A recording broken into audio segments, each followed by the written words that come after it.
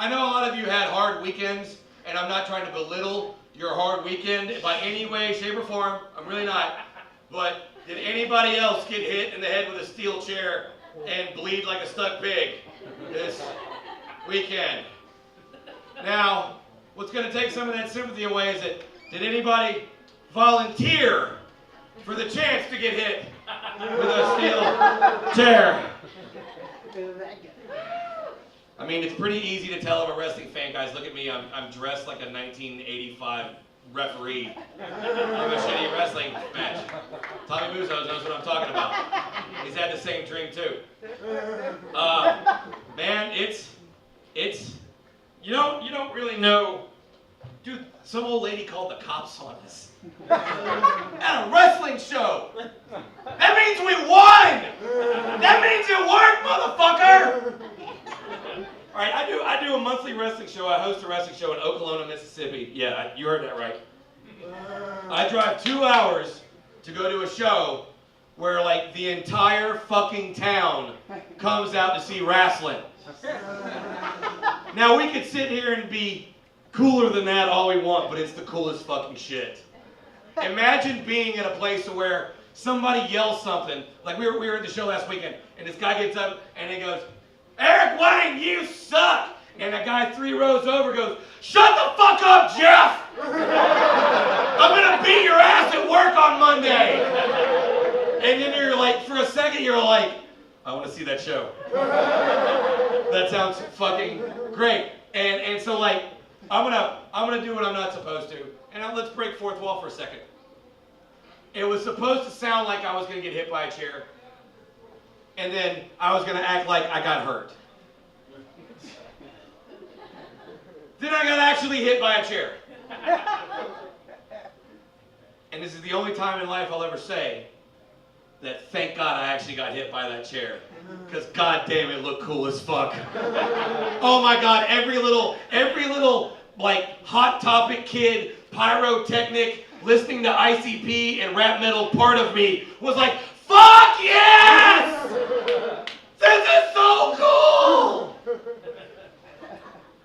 And then I did what any guy who grew up like that did when he has a reality that he comes home to. I went home and I thanked my wife for having sex with me. She doesn't have to do that. She really doesn't at this point. I'm in. She's like a 6'4" marketing executive who's a Mexican with some of the best tits on earth. She does not ever have to fuck me again if she doesn't want to, and I will be right there. Like a little fucking Pekingese going, is it gonna happen today? No. That's cool. I'll be over here. You wanna rub your feet? Because I'll totally fucking do that. Can I get a hug? Can I get a hug? Can I get a hug? So no matter how bad your Monday was, you don't have a 5-inch scar that you asked for across your forehead. And that reminds me of Donald Trump. You know what? A month ago, that would have gotten a laugh. Because how absurd. How crazy. Now, if you're at this comedy show, the odds are pretty good. You're scared shitless like the fucking rest of us. Because I abide by the rule of like, we're supposed to have a president we like, and then a president we don't like. That's just how the world works. It's called being fair. The assholes have to have a chance for a while too. It's just called equal rights. It's the dark side of equal rights. Right as Richard walks in. That feels so awkward for some reason. But it was one thing when it was like, when we were like I caught myself looking at my wife the other day going, do you ever have one of those mornings where you kind of miss Mitt Romney? You know how fucked up a world we gotta be in where you have a thought like that? Anyway, so I have a nice bow tie. Yeah! I had to get off that route. It was getting sad, you know what I mean? Like the last record of Poison the Well sad, Jamie. Just for her. It's just for her. You know, I'd like to say that we should all like really rally together, and because I want Bernie. I'm a Bernie guy myself, and I don't give a shit. If you're not, that's fine. If you're not, that's fine. If you're a Trump guy, I don't give a fuck because it's America. You can believe that all you want. Get the fuck out of my show. No refunds. But like, I grew up in Memphis. Yeah. You know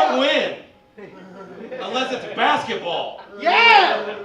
So maybe one thing we can look forward to, if we use that analogy, if we do have to deal with Trump, if you have a sleazeball in the office, it means Pornhub's going to be so much easier to find. Yeah, buddy. And that is a very awkward laugh that I'm very comfortable with. I mean, we're all like, this is a joke from somebody else, but most of the dudes in this room are probably just like me, that all you have to do is put P in the Google Finder. I mean, not even P-O-R, like P. And not presidential race. You know, none of that stuff comes up. It's fucking Pornhub every time. And you know, it's really odd when Pornhub, who you never subscribe to because it's free, so why would you subscribe? Then you could just get in more trouble with your wife later. But it's really fucked up when you're on there enough to where it knows what you like and you're not even signed on. That is called Skynet. I have to be careful because I wear a Fitbit watch every now and then, and I learn it counts when you jerk off. I'm like the most unfit guy on the fucking planet.